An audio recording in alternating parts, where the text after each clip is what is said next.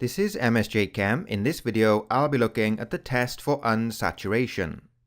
We'll start by looking at the difference between saturated and unsaturated molecules. Saturated molecules have carbon-to-carbon single bonds, whereas unsaturated molecules have carbon-to-carbon double or triple bonds. So on the left, we have the full structural formula of C2H6, which is ethane. As you can see, it has a carbon-to-carbon single bond, therefore it is a saturated molecule.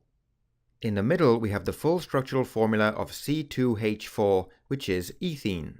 Ethene has a carbon-to-carbon double bond, therefore it is an unsaturated molecule.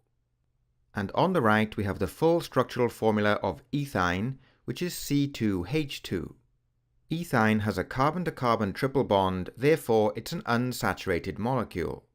So to recap, we have an alkane, an alkene, and an alkyne.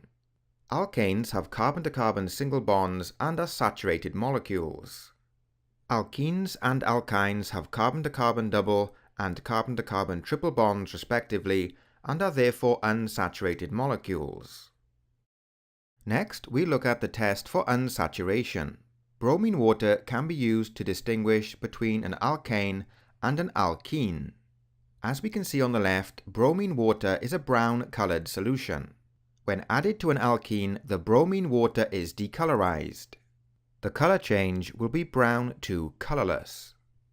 This indicates the presence of carbon-to-carbon double bonds in the molecule. It tells us that the molecule is unsaturated. When bromine water is added to an alkane, there is no color change.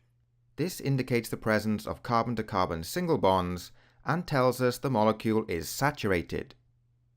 Finally, we look at an example. In this picture, we have hexane on the left and hexguanine on the right. Here we can see the full structural formulas of hexane and hexguanine. As we can see, hexane is a saturated molecule with carbon-to-carbon single bonds. Hexguanine is an unsaturated molecule with a carbon-to-carbon double bond between carbon number 1 and carbon number 2. When bromine water is added to both compounds, we can see that there's no color change for hexane, but we have a color change of brown to colorless for hexguanine, which tells us that hexane is a saturated compound, whereas hexguanine is unsaturated.